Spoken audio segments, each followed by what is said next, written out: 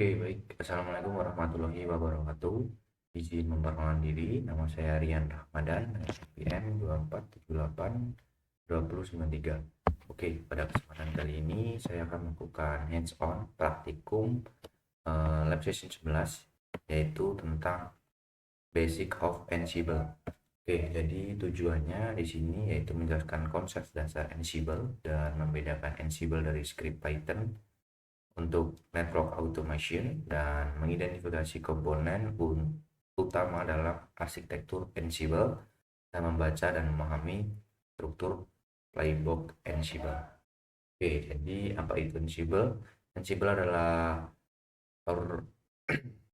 orchestration tool ya, atau automation engine yang digunakan untuk konfigurasi perangkat jaringan dan melakukan provisioning dan melakukan orkestrasi workflow dan melakukan audit dan compliance. Oke, jadi Ansible memiliki beberapa karakteristik, yaitu agentless, tidak perlu instalasi software karena menggunakan SSH dan berjalan di atas Python, dan bersifat deklaratif dan menggunakan YAML, dan mendukung automatisasi dengan berbagai modul, dan untuk environment dengan skala besar.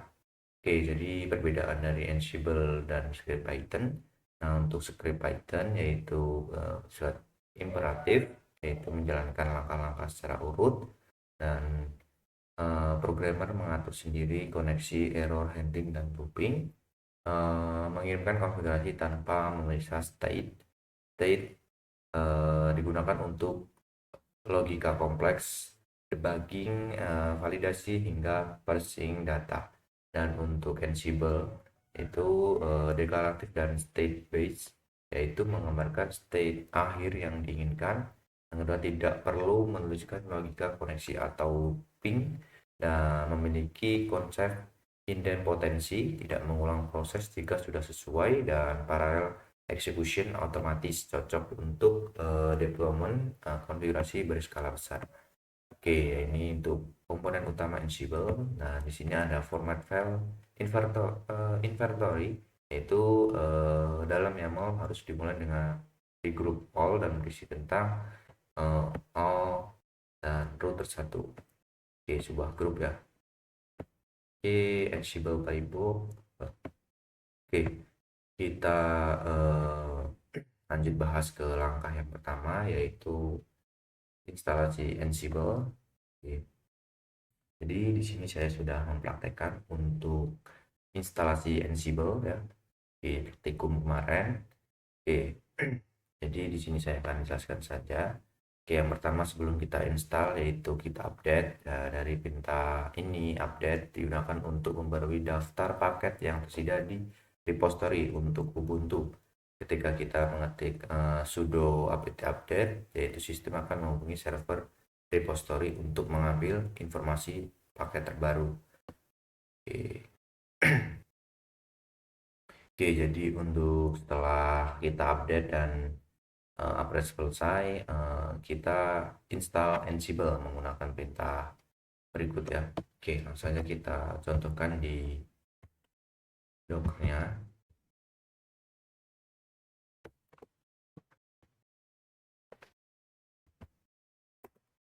Oke, jadi habis kita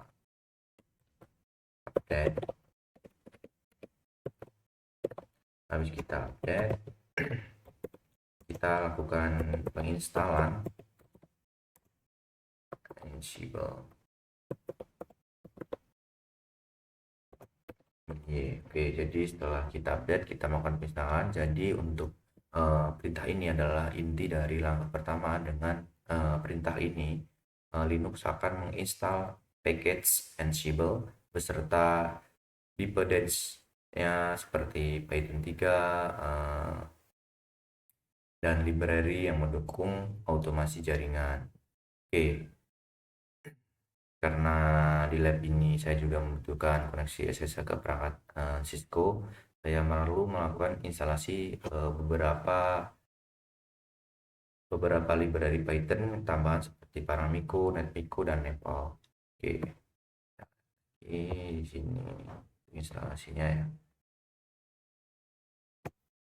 Oke, jadi untuk kita contohkan untuk instalasi Python 3 yaitu sudo apt install Python 3 pip min y. Oke, jadi di sini penginstalan untuk Python 3 ya.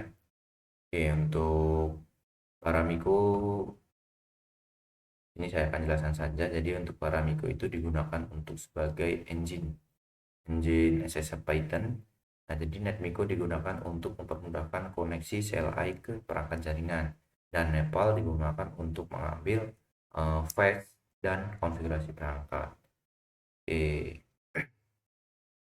Oke, setelah proses instalasi selesai, sekarang kita bisa cek versi Ansible untuk memastikan instalasi berhasil. Oke, kita bisa cek di sini dengan perintah Ansible min version. Oke, kita bisa cek di sini untuk versinya yaitu 2.13 ya. Jadi jika tampilan versi seperti Ansible Core, kemudian ada path konfigurasi ya, yang berarti instalasi berhasil dan environment kita siap digunakan untuk langkah berikutnya ya. Oke, kita clear terlebih dahulu. Oke. Oke, jadi pada dasarnya langkah ini yang pertama itu langkah pertama sangat penting karena seluruh otomasi yang kita lakukan nanti baik untuk menggunakan playbook maupun modul-modul Ansible semuanya dijalankan dari mesin controller. Ini tanpa instalasi yang benar, Ansible tidak bisa terhubung ke router dan tidak bisa menjalankan ke playbook. Oke, kita lanjut ke selanjutnya, yaitu untuk langkah kedua di sini menyusun file inventory sesuai atau buat ulang file inventory untuk digunakan dengan Ansible, dan memastikan bahwa file inventory terdapat group all dan terdapat subgroup untuk router maupun switch. Oke, langsung saja ya. Di sini kita masuk ke dalam filenya yaitu inventory dot YAML. Oke, di sini ya untuk sebuah grup all ya. Oke, sesuai dengan apa yang diperintahkan di modul tadi ya. Oke. Oke, dari sekarang kita bisa jelaskan ya. Oke, jadi untuk all, untuk baris yang pertama ini adalah group all. Jadi semua perangkat yang kita definisikan sebagai Ansible harus berbeda di bawah group all sebagai root group. Nah, ini adalah standar struktur file inventory dari Ansible. Oke, di sini ada children, yaitu artinya di sini grup di bawah grup all. Nah, di sini saya membuat satu grup bernama routers ya. Oke, jadi routers ini adalah grup tempat saya menyimpan semua router Cisco yang akan dikelola. Jadi kalau saya punya switch atau firewall, saya juga bisa membuat grup tambahan seperti switch atau firewall. Oke, selanjutnya di sini ada host. Ya, host ini berarti daftar perangkat yang ada di dalam grup router. Oke, selanjutnya ada router 1. Nah, di router 1 adalah untuk hostname atau alias perangkat yang saya gunakan, saya buat sendiri. Nama ini bebas tapi harus sesuai ya. Oke, ada baris Ansible host. Ansible host IP 192.168.1 yaitu IP router ya, IP networknya. Jadi untuk Ansible host adalah alamat IP perangkat yang bisa diakses oleh controller node. Dalam hal ini Ubuntu bisa di VirtualBox. Jadi IP ini adalah IP router di VNet Lab kita. Oke, ada Ansible user admin. Jadi di baris kedua ini ada username password ya. Jadi untuk username password yang digunakan sebagai Ansible untuk login ke router. Dalam praktikum ini username adalah username adalah admin dan untuk passwordnya yaitu Cisco 123. Oke, selanjutnya ada baris Ansible Connection Network CLI. Nah, untuk ini baris ini sangat penting untuk network CLI, yang artinya Ansible akan terhubung menggunakan SSH CLI, yang artinya Ansible jadi akan terhubung menggunakan SSH CLI bukan API. Jadi sangat cocok untuk perangkat Cisco iOS ya. Oke.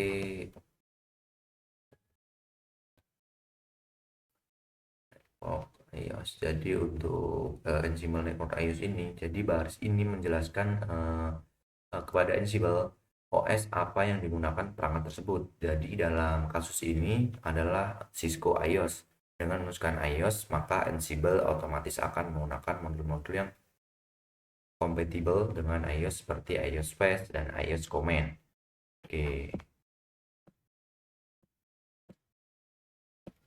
Oke, sekarang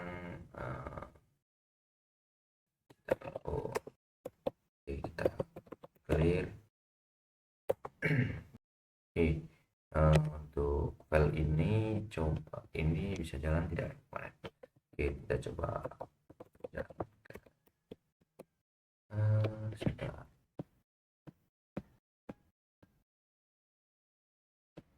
Oke, kita coba tes.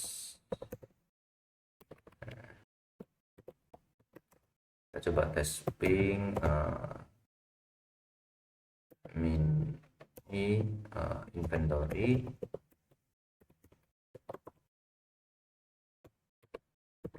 .yaml.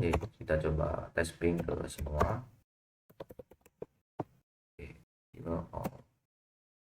Oke, warning prosesnya seperti ini ya. Oke, kita tunggu.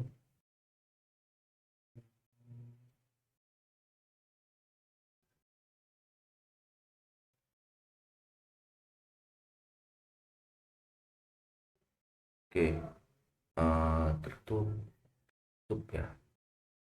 Pingpong itu sudah berhasil ya, tapi tidak terlihat ya pingnya, tapi tadi berhasil ya. Kita bukan ulang.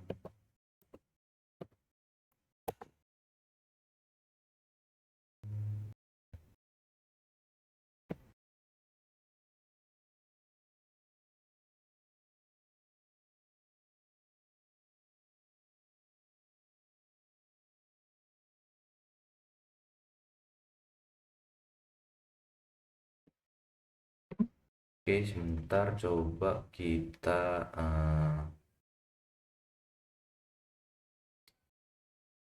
gunakan sebentar.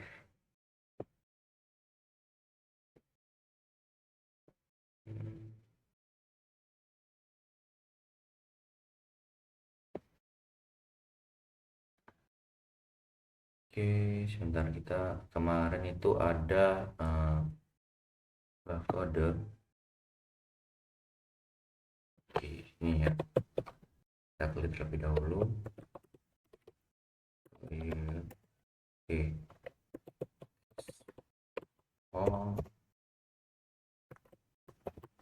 Ansible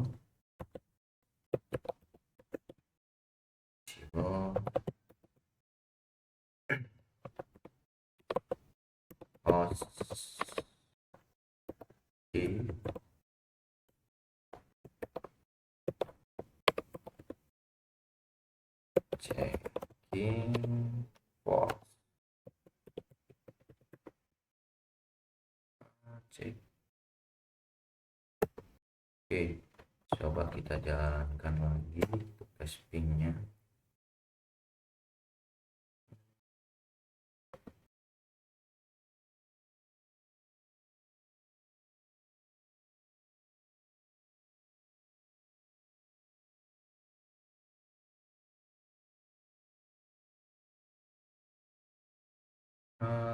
terlihat berhasil ya, tapi pingpong ini sudah berhasil tapi tertutup oleh warning ini ya.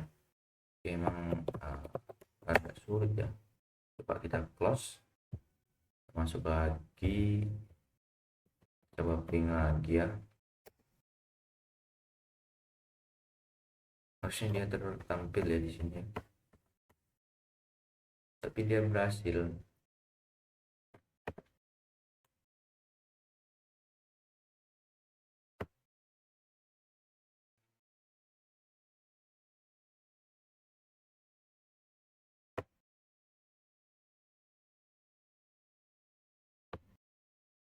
Oke, mungkin dari sistemnya ya di sini ya.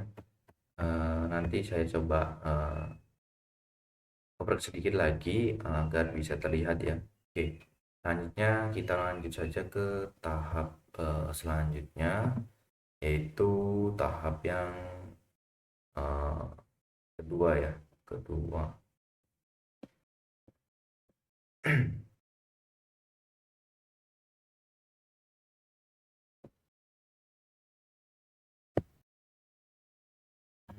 Jadi sudah sampai tahap yang kedua ya. Sekarang tahap yang ketiga ya, yaitu membuat playbook ya. Oke, jadi sekarang kita masuk ke langkah yang tiga, yaitu membuat playbook. Oke, pertama di Ansible. Jadi pada langkah ini kita akan membuat sebuah file yang bernama get version ya. Get version. Nah, playbook ini yang akan digunakan untuk menguji koneksi ke perangkat dan menjalankan perintah show version dan router di PNet. Dengan playbook ini kita bisa melihat informasi versi iOS seperti sistem operasi, uptime, dan informasi di dasar lain. Oke, sekarang kita coba buka file.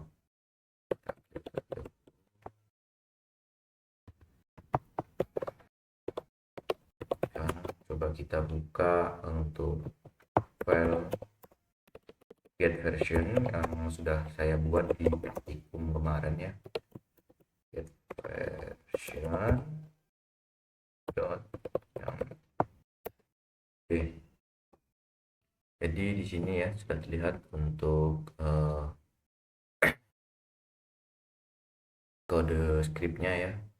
Oke, jadi kita akan jelaskan di sini satu strip 3 ini ya. Untuk script 3 ini, garis 3 ini adalah tanda bahwa file ini adalah file YAML. Jadi semua playbook Ansible dimulai dengan 3 garis ini. Oke, di sini ada juga name ya. Jadi untuk name ini ada baris ini adalah judul playbook atau nama. Jadi di sini hanya ada supaya kita tahu playbook ini digunakan untuk apa. Oke, host switch ya. Jadi di sini kita menemukan target host karena pada langkah sebelumnya kita sudah membuat grup router di inventory.yaml, maka playbook ini akan dijalankan ke semua perangkat dalam grup router, grup switch, switch 1, switch 2 dan seterusnya. Oke, ada Gatherfiles. Oke, jadi Gatherfiles now ini secara default Ansible mencoba mengambil file dari perangkat menggunakan modul bawaan, tetapi file bawaan ini tidak cocok untuk perangkat jaringan Cisco. Karena itu kita mematikan dengan menuliskan getter files now ya. Oke, text ya. Text ini bawahnya ada name. Oke, jadi untuk penjelasannya teks yang pertama ini digunakan untuk modul iOS command, yaitu modul untuk mengirimkan perintah CLI ke router iOS. Perintah ini akan dikirim adalah show version, kemudian hasilnya disimpan ke dalam variabel yang bernama version output menggunakan keyword register. Oke, jadi untuk teks yang kedua yaitu uh, ya coba untuk teks yang menampilkan teks file ini menampilkan hasil dari teks yang pertama ke layar terminal kita menggunakan modulnya debug ya. Jadi kita menampilkan std out lines agar output show version terlihat per baris dan mudah dibaca. Oke. Oke. Oke, sekarang kita jalankan playbooknya dengan perintah ansible min playbook inventory dot yaml get version dot yaml. Oke, jangan pada perangkat teks. Oke, ini akan tertimbun seperti tadi ya, tapi berhasil ya. Oke, tiga oke, satu oke semua ya.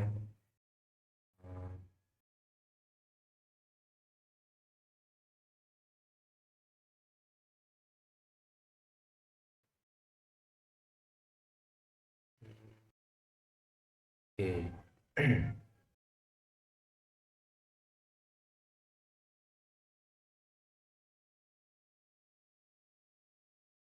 Oke, tidak ada kesalahan ya. Oke, jadi di sini untuk perintah ini Ansible playbook, yaitu jalankan playbook Ansible, yang kedua itu inventory dan YAML digunakan untuk inventory yang kita buat sebelumnya, dan ada get version yaitu digunakan playbook yang ingin dijalankan. Jadi jika konfigurasi benar maka Ansible akan terhubung ke router 1. Oke. Oke, mungkin itu ya untuk langkah ya. Oke, selanjutnya kita lanjut ke langkah yang ketiga terusnya ya. Oke, selanjutnya kita lanjut ke langkah yang keempat ya. Oke, yang keempat yaitu membuat playbook ya.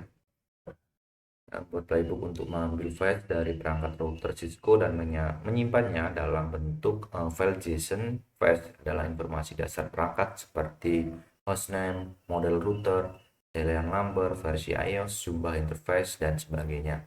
Oke, pada langkah ini kita membuat playbook yang bernama jangan get fast YAML, lalu menjalankannya sehingga setiap router atau router menghasilkan file JSON berisi informasi perangkat. Oke, langsung saja ya kita cek untuk pembuatan dari script Python saya di sini. Nano get face YAML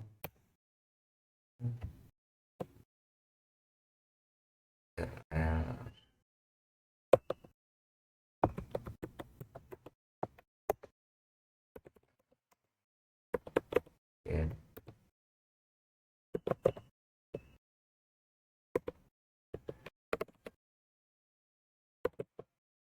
face dot, maka akan kita lihat di nano get face.yaml.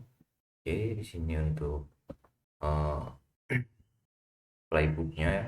Oke, jadi untuk yang kedua ini name get face from device ya. Jadi ini bagian nama yang digunakan untuk memberikan judul playbook, yaitu judulnya adalah get face from router ya. Ada host router, yaitu playbook ini yang akan dijalankan untuk semua perangkat di grup router, karena kita sudah membuat grup router di inventory YAML yang otomatis switch 1 switch 2 akan menjadi targetnya. Oke, jadi untuk getter fast no, yaitu seperti sebelumnya kita tidak menggunakan getter fast bawaan Ansible karena fakta bawaan tidak cocok untuk perangkat jaringan. Oke, untuk teks ya di sini di untuk teks yaitu menggunakan modul iOS Fetch ya, yaitu modul khusus untuk mengambil fakta perangkat Cisco iOS. Jadi modul ini akan menjalankan beberapa perintah seperti show version, show inventory, dan informasi perangkat lainnya melalui API CLI. Jadi hasil kita disimpan ke variabel yang bernama hasil fetch menggunakan keyword register. Oke, langsung saja coba kita jalankan. Oke, kita clear terlebih dahulu. Oke, kita jalankan di sini Ansible. Oke. Oke, di sini sudah bisa kita lihat di sini berhasil ya. Oke, jadi itu adalah langkah keempat, yaitu mengambil flash dari perangkat dan menyimpannya ke dalam file JSON. Pada langkah sebelumnya kita hanya mengambil iOS version, dan sekarang kita sudah memiliki flash yang jauh lebih lengkap dan tersimpan dalam filenya. Oke, jadi ini adalah fondasi untuk otomasi jaringan lebih kompleks karena semua informasi perangkat sekarang sudah bisa diproses secara otomatis. Oke, selanjutnya di sini ada pertanyaan ya. Oke, di sini saya akan menjawab ya. Oke, jadi bagaimana cara Ansible terhubung ke dalam perangkat jaringan? Jadi Ansible terhubung ke perangkat jaringan menggunakan SSH melalui plugin yang bernama Network CLI. Itu contohnya ya, yaitu yang pertama itu membuat donasi ke SSH ke perangkat, dan kedua login menggunakan username plus password dari inventory, mengirimkan perintah CLI, misalnya show version, show IP interface brief. Yang selanjutnya yaitu yang terakhir menerima output dan memproses secara otomasi.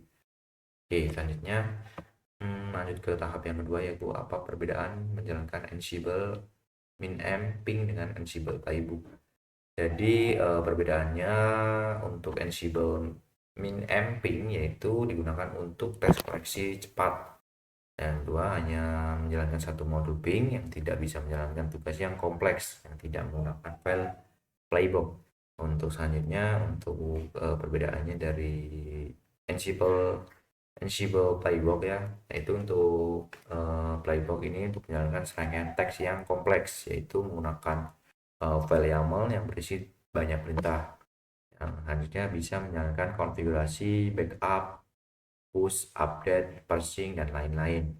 Oke, jadi singkatnya yaitu untuk Ansible min-amping yaitu untuk cek koneksi, dan Ansible playbook yaitu menjalankan otomasi lengkapnya. Oke, selanjutnya mengapa kita menetapkan nomor 3 ya? Mengapa kita menetapkan Ansible Network OS di iOS pada inventory? Oke, jadi karena Ansible itu perlu tahu jenis perangkat apa yang dihubungkan dan modul mana yang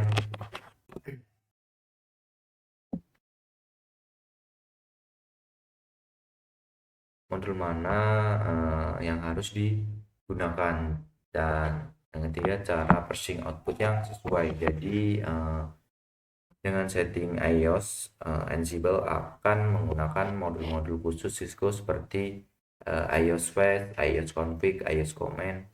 Oke, selanjutnya kita lanjut ke part mengapa Gather Fetch no digunakan pada playbook untuk Cisco. Jadi karena Gather Fetch itu default hanya bekerja untuk Linux, bukan perangkat jaringan.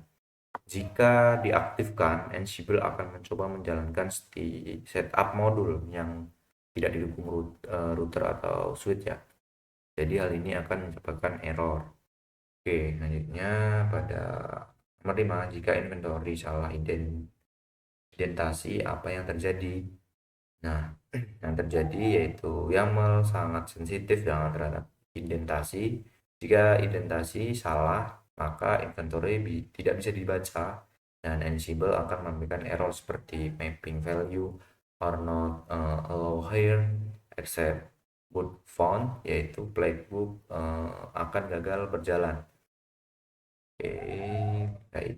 Lanjut ke nomor 6, menjelaskan secara singkat mengapa Ansible menggunakan YAML dan bukan Python sebagai bahasa playbook. Oke, karena YAML lebih mudah dibaca manusia dan tidak diidentasi rumit seperti Python yang bisa dipahami oleh non-programmer, mewakili data dan konfigurasi bukan logika kompleks, dan memaksa playbook tetap sederhana dan deklaratif. Oke, nomor 7. perbedaan filosofi paling mendasar antara Ansible dan script Python.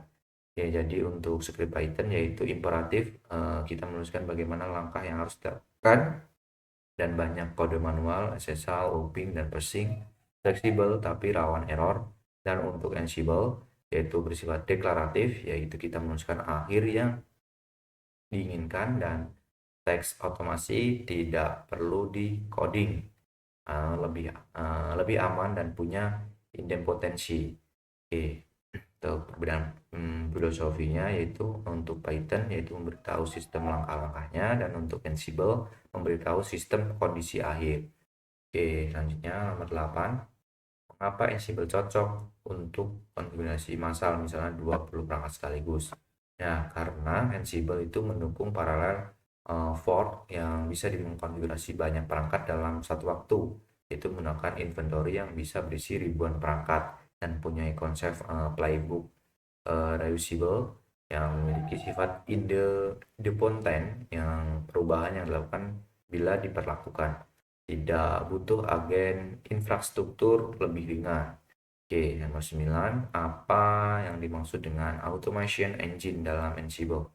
Yaitu automation engine adalah inti dari Ansible yang bertanggung jawab untuk menjalankan teks, mengeksekusi modul, dan mengatur koneksi SSH, dan menangani error, dan mengontrol urutan teks untuk memastikan idempotensi dan mengambil output dan memprosesnya. Oke, selanjutnya nomor 10. Mengapa Ansible dianggap lebih aman untuk update konfigurasi dibanding script Python? Jadi karena independen, Ansible hanya mengubah konfigurasi jika diperlukan, dan untuk pre-check dan error handling otomatis. Jika gagal pada satu perangkat lain, eh, tetap aman, dan rollback lebih mudah. Konfigurasi bisa di-generate ulang menggunakan playbook, tidak menulis perintah sembarangan.